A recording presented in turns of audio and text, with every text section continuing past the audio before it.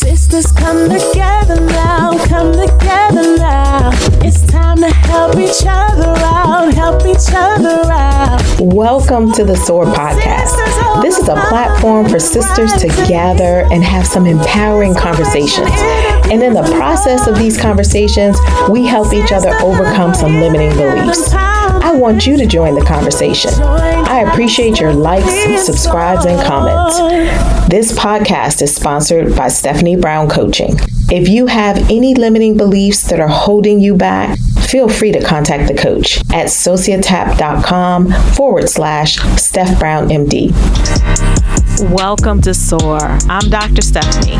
I'm a life coach and a physician, and I am the host of the SOAR show, where sisters overcome and rise by overcoming their limiting beliefs so we can live our best lives. And I'd like to introduce my co-host. Hi, my name is Mason. I'm the co-host for the SOAR show and radio engineer and editor. And tonight is our finale. It has been exactly 1 year that we have been doing this show together, and it's been an amazing ride.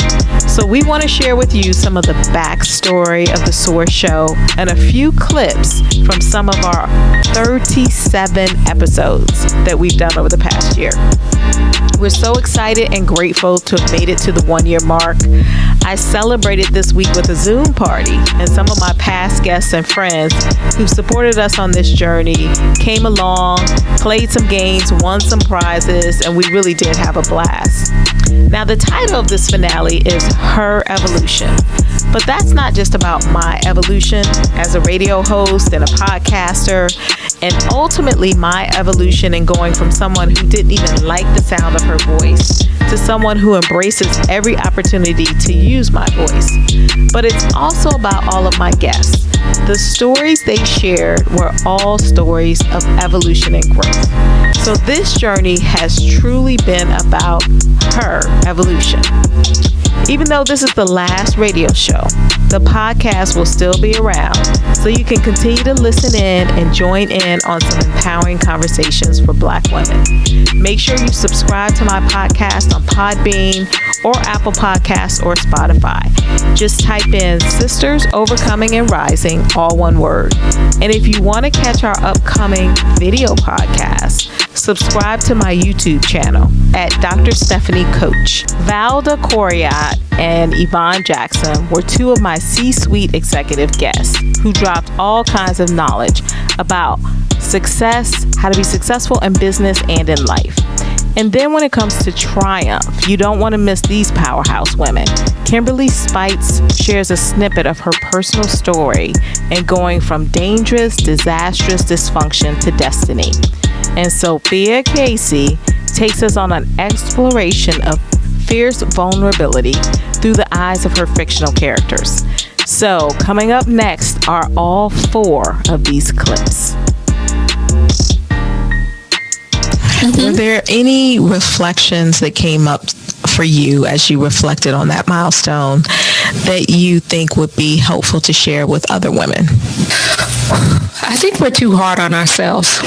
I think number one, we don't take care of ourselves enough. Many women, many sisters especially, I know, are more focused on caring for others, but we carry our strength as a badge of honor, right? And a lot of times, although we may appear strong on the outside, right? The stress or, skipping those doctor's appointments or skipping that mental health day, right? To just take a walk and decompress or whatever has some really harmful effects on our health. And I've seen it, unfortunately, there are people who didn't make it to 50, right?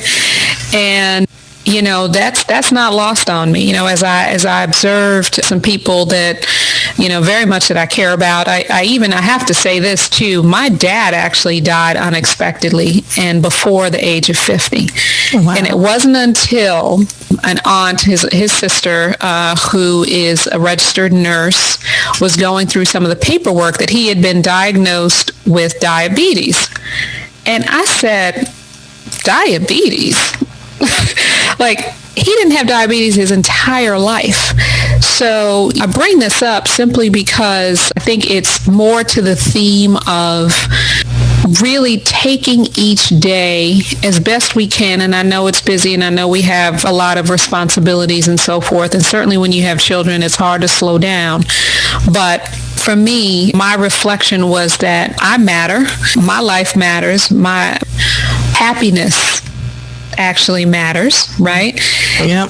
And focusing on those things is actually okay. You don't have to solve everybody's problem. You don't have to solve it all today. And so being hard on ourselves if we don't get it done, if we didn't do everything, I think for me is one. And it's funny because I remember some older women in my family. They used to look at me so busy. I was always, I guess they called me type A, and I had a timeline, and I had to get this done by a certain age, and ambition and drive and working long hours all the time. And they would tell me to slow down. And I remember them telling me this in my 20s and in my 30s, right? I think the third kid came along, and that's finally what did it. I was like, my husband and I were like, we're outnumbered. Okay, it's not 2-2 anymore. It's 3-2. So maybe that, that third child is the one that put me over. But I think that's actually one of the things I wish I had slowed down. And now come to think of it, because the baby, he's 14, he gets more of my time. And the girls notice it. And I tell them, y'all just don't understand. I'm tired now. So so I slow down because I kind of need to. But I realize that maybe I should have done that even earlier, right? And that time for me would have made me an even better mom, for example, and just a better person all the way around. Yeah, I think that cannot be said enough, to take care of ourselves, and that it's okay to slow down, it's okay to take a break, and it's okay to choose our happiness. So, yeah, I definitely think that we still need to hear that over and over, because it's so ingrained in us that we have to hear it over and over. And from people that we admire, from people who we know are successful or meet the criteria of our definition of success. When I took on the board role at Spelman College, I called a few people who I knew had been board chairs of other colleges, and I kind of installed them as my advisors. So when I needed some advice, I would call them and get perspective from them about the journey they had taken. And then finally, I always say, pick your friends well. And that is ensure that you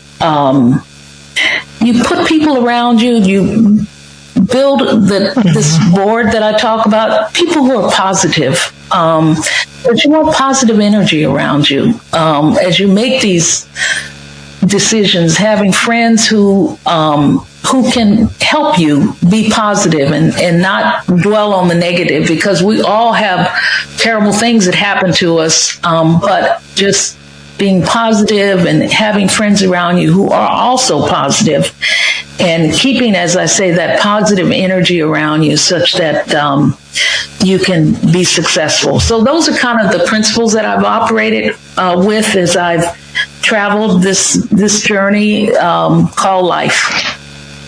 Let me stop there. Those are some amazing principles. Thank you for sharing that. It sounds like, as you were talking about how your career evolved, that you found your passion in the business courses, that each one you took, you enjoyed it more and more, and that you were very committed to doing and finishing what you did, and that just kept moving you forward from one step to another. And then you shared your 4 principles, and I want to summarize them, but I don't want to get them wrong. So can you just list those 4 principles again?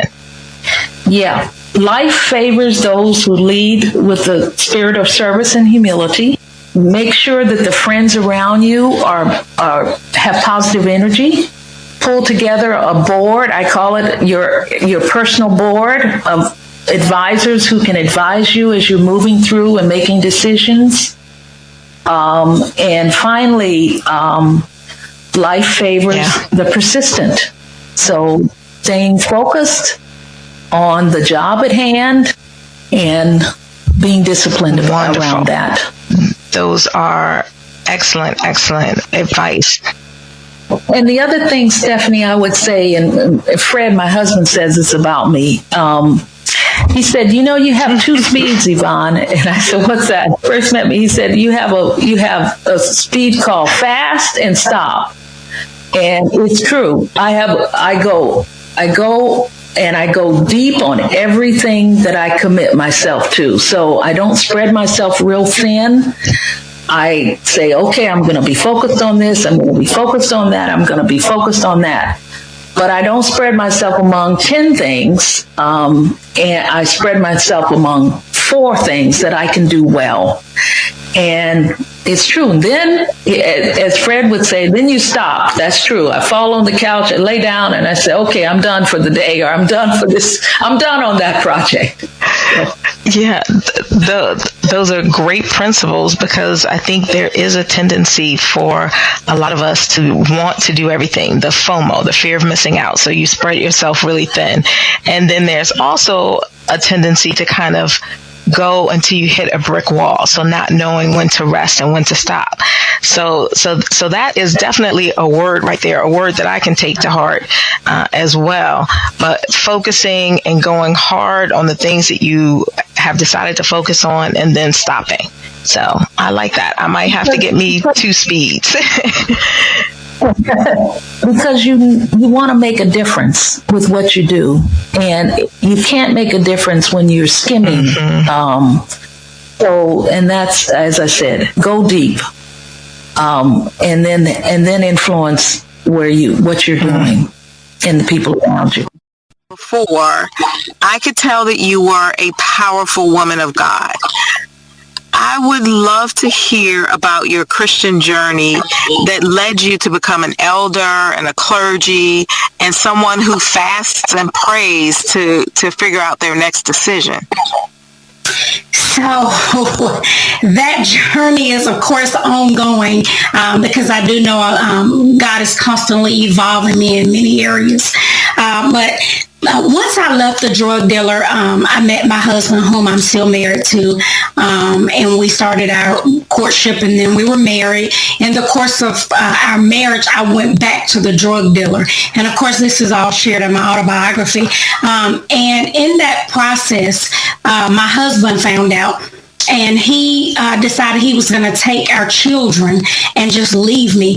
And it was at that moment I realized I was losing everything. So my uncle, who was my pastor at the time, I called him and I said, you got to help me get my kids. And he was like, oh, okay. So I'm thinking he's just going to bring me over and we're going to, he's going to talk to my husband, talk him into staying. But he did something with me that literally changed my life. He stood me in front of a mirror and he said, you can't look away. You can't close your eyes. I want you to look into the mirror. And I thought, okay, this will be easy. I'm pretty. I'm fine. I can do this. But the more I looked in the mirror, the more I saw the real Kim. And the more I saw the path that I was on, the destructive life I was living, the choices that I was making, it just tore me apart. And then God allowed me in that process to see my daughter doing the exact same things I was doing. And it tore me to pieces. And I tried to look away and my uncle said, no, you're not ready yet. And it wasn't until that moment that I broke down, he realized, okay, now you're ready. And so that was my road. That began the road to discovering who I was in Christ, my worth. And so in doing that, God led me to Love Fellowship Christian Center, which is the church I'm a member of now. And I just talking to my pastor about the things that God was placing on my heart.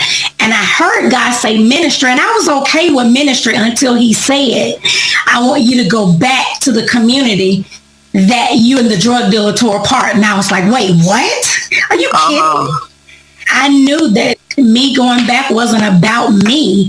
And so in doing that, my pastor put me in ministers in training classes, and I became a minister. And then through my growth, he promoted me to elder. And in our church, when you're an elder, you're automatically licensed clergy. Wow, what a journey. That is such an inspiring story.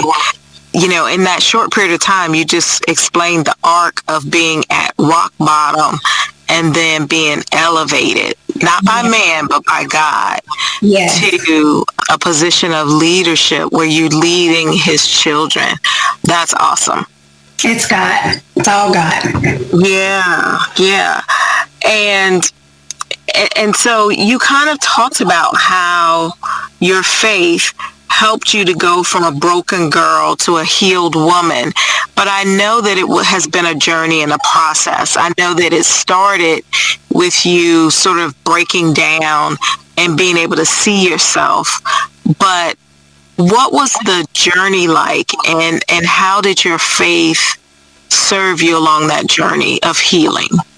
The first thing that I had to do in the journey was I had to deal with that hurt little girl, the little girl that was never validated by her mother, her father, the little girl that had to deal with a crack addicted mother, the little girl that had to deal with an alcoholic father, the little girl that decided because she was raped at such a young age that she was going to allow her body to validate her. I had to deal with that little girl because that little girl was trying to adult the adult me, and it was not working. So that was the first part of going from a broken girl to a healed woman.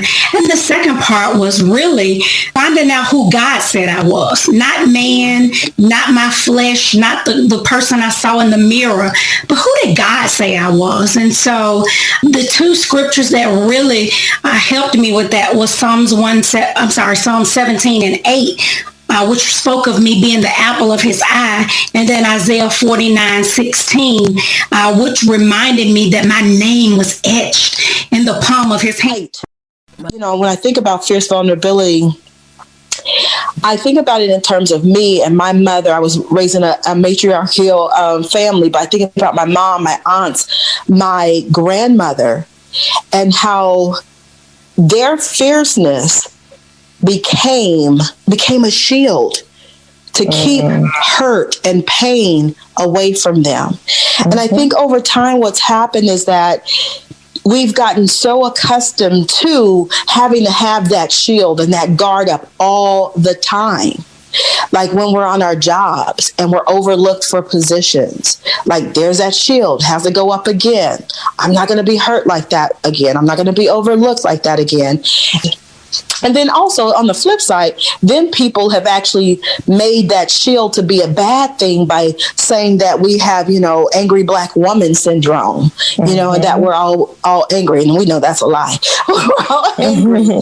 And so for me, fierce vulnerability is taking all of that and having that be a positive thing, the fierce side of us be a positive thing. And at the same time, being willing to put the shield down and say to my sister, I'm hurting. Or say to my brother, I really need support. Or say to, you know, myself, I'm scared. I don't know how to navigate this. Or I'm angry because of the things that I see happening day in and day out to our people. Just being willing to say that and have conversations around that, to me, is balancing fierce vulnerability. Right? That's a beautiful explanation. I love how you took it from the historical perspective up to the present. And there are definitely needs to be a balance between the two, because just being fierce all the time will have negative consequences on your physical health, your mental health, as well as other things. So thank you for that explanation.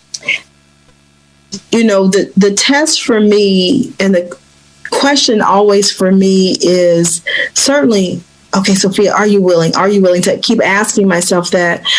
But also, the criteria for me is not to stay in that unwilling place for too long, because it would be to my detriment, and at the same time, prioritizing my mental health and my self-care by continuing to ask myself, okay, Sophia, are you willing now? Are you willing to be vulnerable right now so that you can be supported? And I'm grateful to be able to say most times, more than not, the answer is yes. Yes, I'm willing. And it's a forever process. That's how I see it, honoring our mental health. Because of all that my family has experienced and all of this trauma, I suffer from PTSD and have had bouts of deep depression. And, that's another thing is like,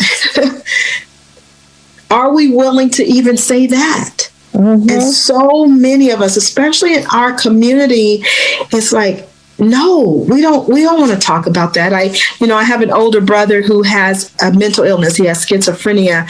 And I remember growing up, it was never talked about. It was like, oh, that's just him. It's a little quirkiness, but that's just him. Not that I wanted some, negative label to be placed on him, but because we were not willing to confront what it actually was, he went years and years and years without getting the mental health support that he needed.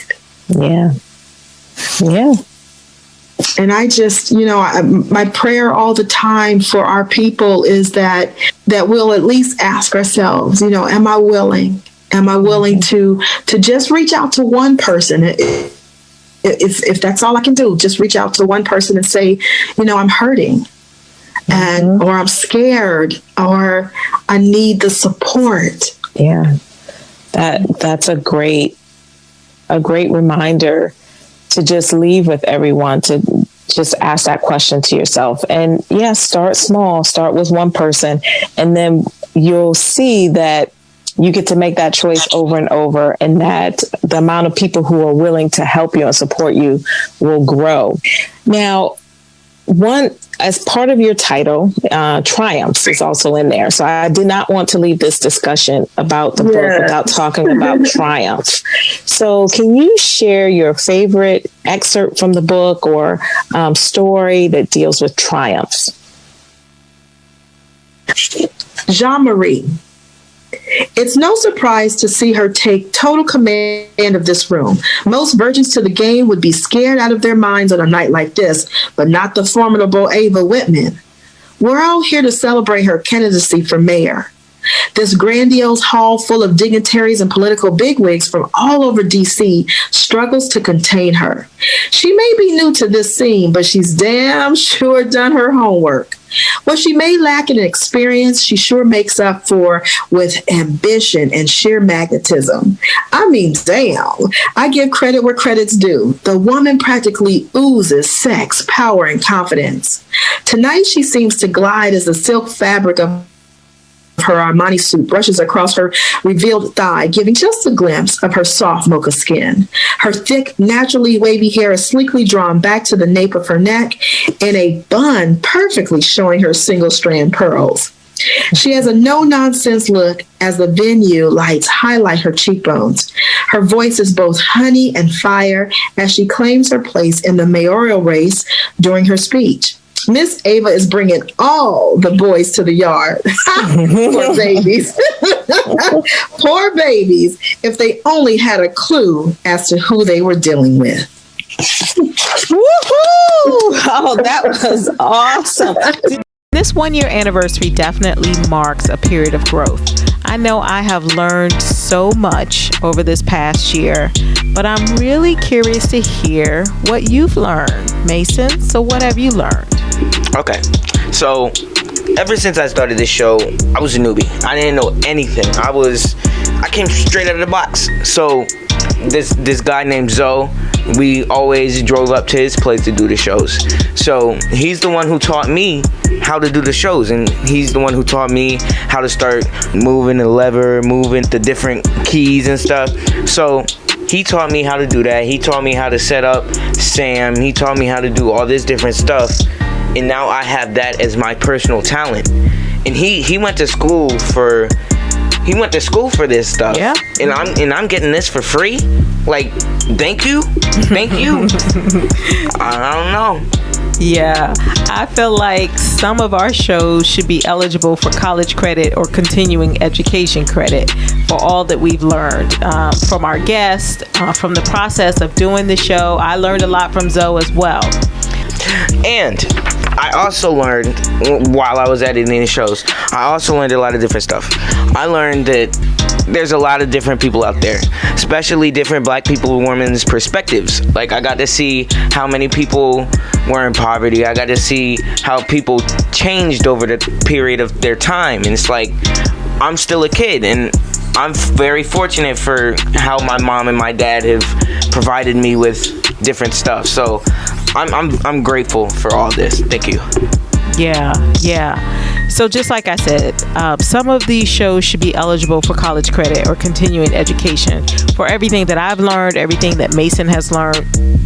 And 2 shows that were truly educational were the shows by Dr. Shoshana Kendrick on Our Hair is Great Hair, and also the show on Getting into College During COVID by the college app specialist Tamara Baptiste. I was taking notes. I won't make you wait any longer for all this good knowledge, so here are those 2 clips coming right up. There's so much, and when I say so much, it's just like so much energy, so much time, so much money, so many myths, just so much surrounding our hair, which is why I wanted to talk to you about that. Do you think that there are more myths around hair and skin for women of color than for non-women of color? Okay, so just to make a definition, in dermatology, women of color is just like non-whites. I think there's actually more myths around the hair of blacks than straight or smooth hair. And the reason is, until Dr. John Kenny Jr. started the dermatology program at Howard, you really didn't have dermatologists trained to treat black hair, skin, and nails. And the few whites that did weren't trained, or they refused to treat blacks. Now, this is obviously decades ago. Until then, though, hairstylists were the hair experts for our community, right? Which is a little bit unfair to them, because they're not given as robust of a scientific background, right? They don't have medical training, and it was put on their shoulders to be the hair expert for our community. And out of that, it was trial and error. And when something improves, certain things improve on their own, right? And whatever the person was using at that time, it gets the credit for improving. And that's how you get myths about everything under the sun. So the lack of access to the hair experts is, I think, the reason why Black women in particular have a ton more myths than other cultures, even other women of color. I really appreciate you breaking that down, because I felt like it was a Black woman thing that was even more than other women of color, but you being the expert, I wanted to kind of give you the broad brush. So I appreciate you explaining that.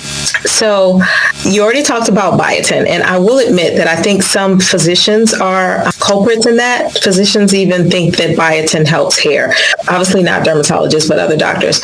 But if there was another myth, just one myth that you could bust about hair that you want to see disappear forever, just be buried, what would that be?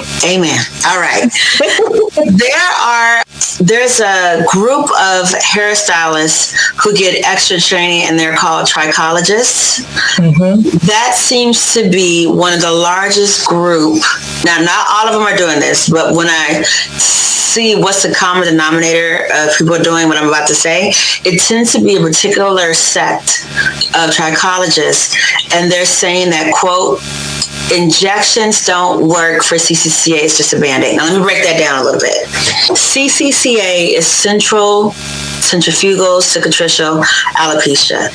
It is the number one form of hair loss in blacks. So if we look at all 15 causes, there are more black women suffering from CCCA than all of the other forms of hair loss combined. So it's an absolute epidemic. And it's caused by a gene that ultimately leads to inflammation flooding the scalp. So what that means is if we need to stop the destruction of the hair loss, we have to neutralize the inflammation. And giving you a cream on the surface just isn't going to cut it. So use injections to go deeper. And we need to create this protective cocoon around the follicles, neutralizing the inflammation so we can stop the damage. What's causing more harm is essentially a patient stylist, but really the effective trichologist, convincing the patient that the injections aren't going to solve it, but that the trichologist, whatever she has at her disposal, will.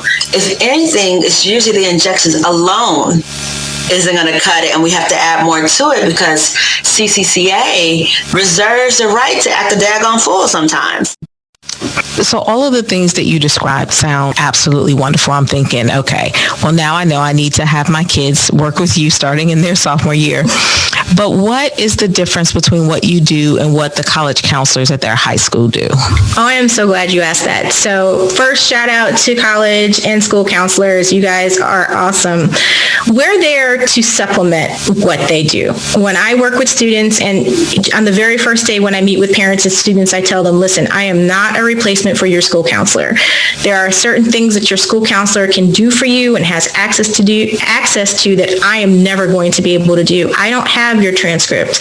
I can't write your letter of recommendation. I can't work with your teachers to get them to get their letters of recommendation in. I can't, and I don't, contact colleges on your behalf if you're having issues or there are things that you want the counselor to communicate to them. That's not my role. My role is to help you first identify schools that are going to be a fit for you, like I said, academically, socially, and financially, and then work with you to create your application in such a way that showcases the best of you. So I work with you to find out, how do you like to learn? What type of things are you into? What do you do after school? What do you do outside of school? Because who you are outside of school is just as important as who you are in school. What motivates you? What drives you? Basically, all those things that colleges want to know and come out asking you in these really weird and odd ways, and that sometimes are not happy to think about, right? Like, tell me about failure. Who wants to think about failure, right? Classic question. We pull together your resume because I find pulling together a resume is the easiest way to help a student focus on, this is everything I've done over the last 4 years, right? Because if you ask them specific questions, you will get answers. If you just say, what have you done? They'll be like, I don't know. And sometimes they won't understand that certain things count. I can't tell you how many students will come to me and say, oh, I didn't know you wanted to know that, right? Right. So I work with them on that, and come application, that's all sophomore and junior year. So we spend a lot of time together. We've built your list. We've had conversations with your parents about fit and why we think certain schools are better or worse. And then come application season, we start working on the actual application itself. So we would have thought about a strategy. Are you a student who wants to apply and can apply early decision, or which is binding, versus early admission? I'm in love with you, but I'm not sure I can afford you, right? Mm-hmm. Or, regular decision. Do we throw a couple rolling admission schools in that list? And if we do, boy, it's to our advantage to get those done sooner rather than later, because rolling admissions, right? So we put together that type of strategy. And so when you're a senior, we go into September with the strategy set. We work on these applications together. They do the writing, I do the reviewing, and hopefully by December, we're all done, because my motto is nobody wants to have an unhappy holiday season. And if we're doing college applications over the holidays, that's an unhappy holiday season. Yes, I agree. We're getting ready to share our final theme of this year of soaring. Wow, the final theme. I'm not sure how I feel about that. Mason, how do you feel about this being our final theme? To be honest, I really do love doing this. This is one of my weekly things I do. So I feel like it's become a part of me. These shows, I feel like they're good for me too, because even though I'm not a grown black woman, I still feel some of this, and I still reflect off of it, and I can look into it too. So I really think that it was really good, and I really love all the support that we got. And yeah, if you guys ever want to try something like this, we're always here too. So yeah, and you guys we'll support you too, and I hope you guys will support the other people too. Yeah, definitely. It's definitely become a part of my week. We have our schedule of when I do my interviews, when I write the show, when we record, when we edit. And this has been some quality time that just you and I got to spend together. We had all of this quality time together, and that's been a huge blessing. Yeah. So our final theme is activism. 2020 has been quite the year for activism, and 2021. And so that was a very apparent in many of the conversations that we've had on SOAR. But these two episodes were laser focused on activism. The first one is being a black woman in America. And this was an interview that I did with law professor Tiffany Jeffers based on an op-ed that she wrote for the USA Today. And then the second one is called Politics, Podcasting, and Prose. And this one is one that I did with the local activist and political mover, Candace Dotson-Reed, where we talked about her podcast, her politics, and how she contributes to local politics, and her writing. So I hope you enjoy these next two clips, and we'll be back after that. One of the main reasons that I wanted to have this discussion is because you wrote a very poignant op-ed for the USA Today entitled, "As a Black female law professor, I'm nurturing a system that doesn't protect people like me." It was a brilliant read, and as I read it, I could feel the cognitive dissonance and the struggle that you were describing, like deep in my bones. So please tell us more about that conflict. Thank you for your compliments on the essay. It was a heartfelt piece, and I felt very exposed in writing it, but it was also very healing for me personally, and I'm very grateful that it's resonated with people. The dissonance is very real and has been ever present throughout the entirety of my career as a Black person in America, because as I discuss, and I'm certainly not the first person by any stretch of the imagination to talk about the foundation of the American legal system being built on slavery, but as a Black person in America, any job you feel, any job you do, you're going to feel that dissonance because we were brought here as property. Our ancestors were brought here as property, and working through this system have created what exists now as our freedoms and rights, but that has not always been ever present. And so we are part of this foundation of this country, but in a way that I think is felt in our bones and in our DNA, but not in the same way as white people. We believe in America, and I shouldn't say we, I shouldn't proclaim to speak for all Black people. I feel connected to this country, and I believe in the ideals of this nation. I love the Constitution, and the Declaration of Independence is a powerful document to me. Just the idea that freedom could exist for all people equally, that was novel when it was written. They were not living in a time with many democracies across the world, and that was the ingenuity of that document to me is profound. And I think it was universally magnificent. And so I appreciate that. I have to also sit with the reality that while this brilliance was being manifested, these same people owned humans as property.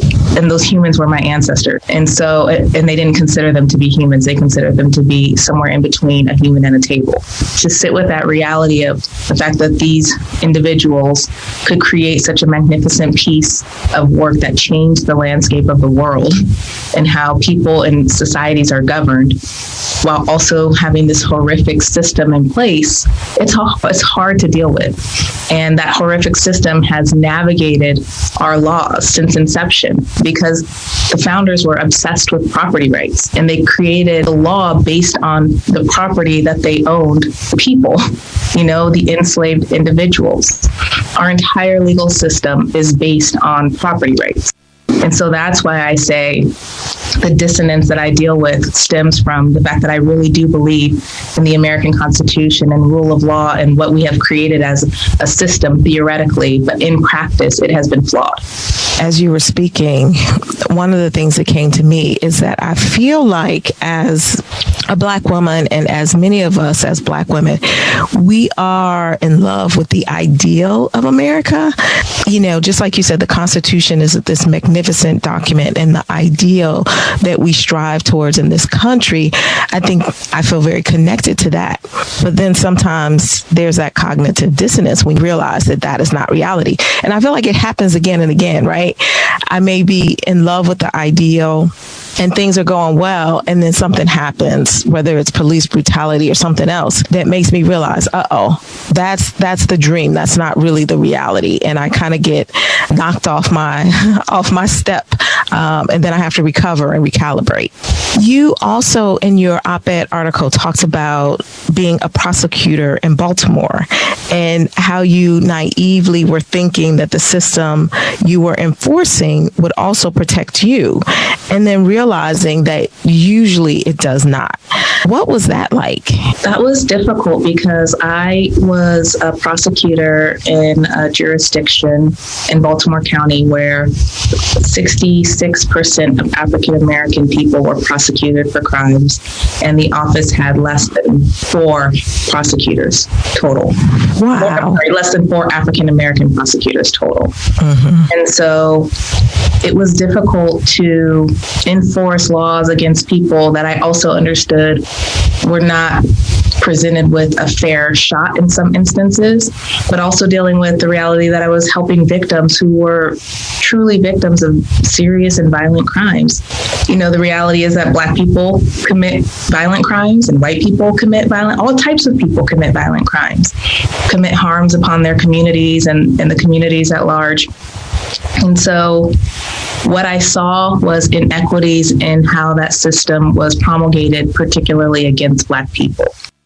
Someone who is very involved with local politics, what advice would you give? There may be some listeners out here who want to get involved either by helping a local politician or who may even want to run for office. What advice would you give to them? So my advice always is, and it's so funny because if anyone listens to the show who I've worked with on political campaigns, they'll say, Candace will just say, do it. If you're smart and you're thoughtful and you have good ideas, you should just do it. And it's funny, I was on a call with Emerge Maryland last night, which is an organization that trains women to run for office. And one of the things I was thinking of as we got off the call is that in Emerge, we learned that it takes women 7 times to be asked to run for office before they even consider it. Mm-hmm. And it's not the same with men, right? And, men just... This is no bash on men whatsoever, but men will just say, I can do this and run for office regardless as to whether or not some may feel they're qualified. And so my advice always is twofold. One is I'll always ask someone, why do you want to run for office? Like what's the issue that you want to change? What are you passionate about? Why do you want to run for office? And usually you can tell from that as to whether or not they're really interested. And then the second thing is, are you prepared to stand up for these things that you're passionate about, right? Because normally if someone wants to run for office, they see someone in office who's not doing things the way that they would do things, or there's a big issue they want to address. I remember talking with now Delegate Courtney Watson about her first run for school board, and there was an issue and she wanted to address the issue, and she said the needs weren't being made by the current elected official. And she said, well, I can do better than that. And so I should run and try to make the change that I want to see. And so she was passionate about an issue and then really believed that she could make a change. And she did. And she won. And now she's a delegate. So that has worked out for her.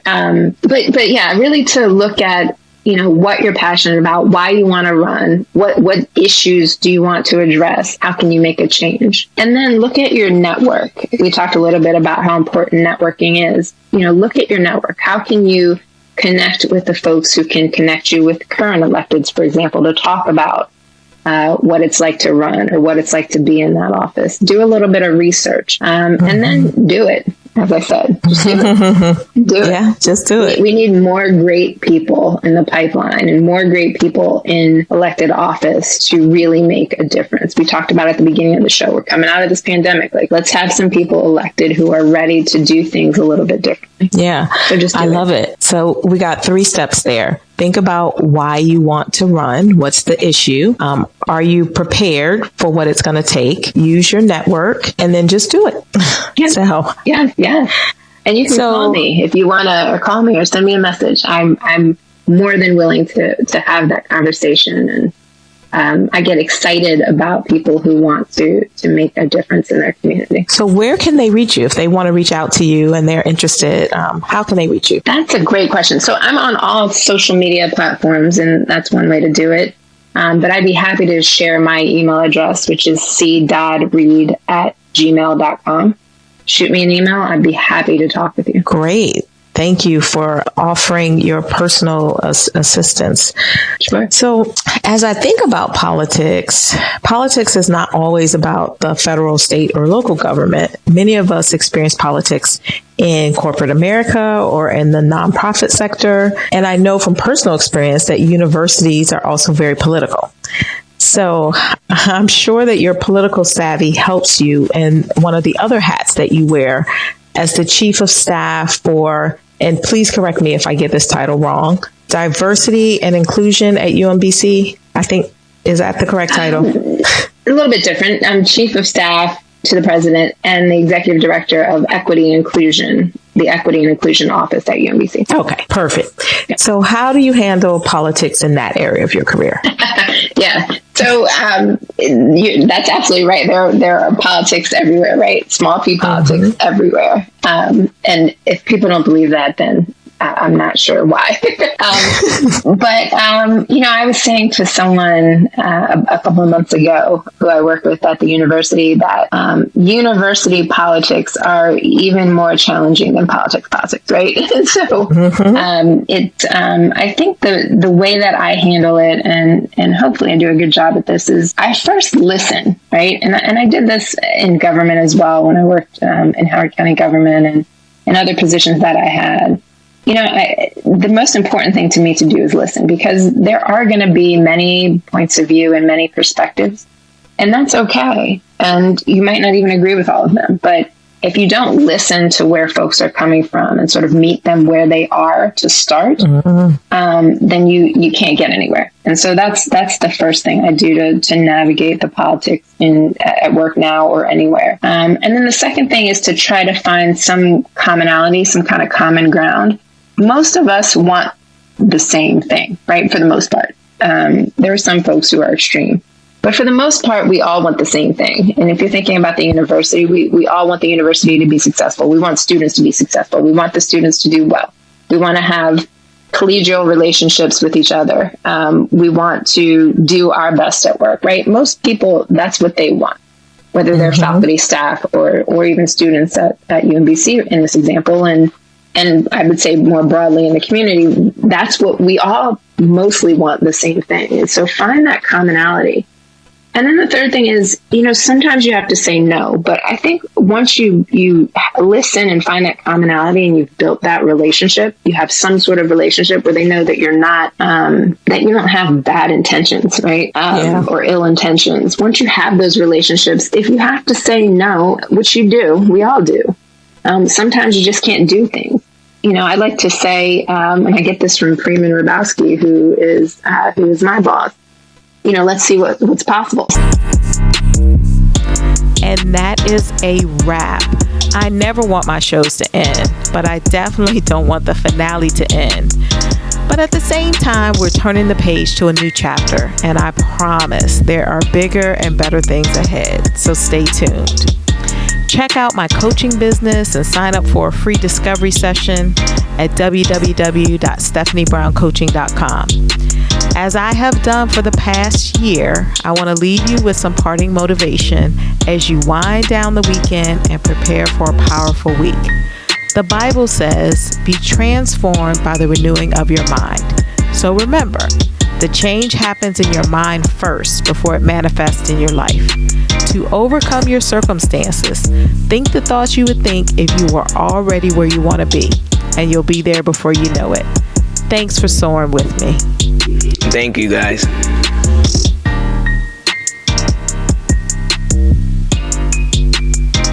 Thanks for conquering those limiting beliefs on another episode of the SOAR podcast. If you want to reach out to my guest, just check out the show notes and all of the contact information is there. If you want more information about Stephanie Brown Coaching, go to www.stephaniebrowncoaching.com. And I'm sure you're already following the SOAR podcast Instagram page. But if not, just go to IG and type in Sisters Overcoming and Rising, all one word. Goodbye for now.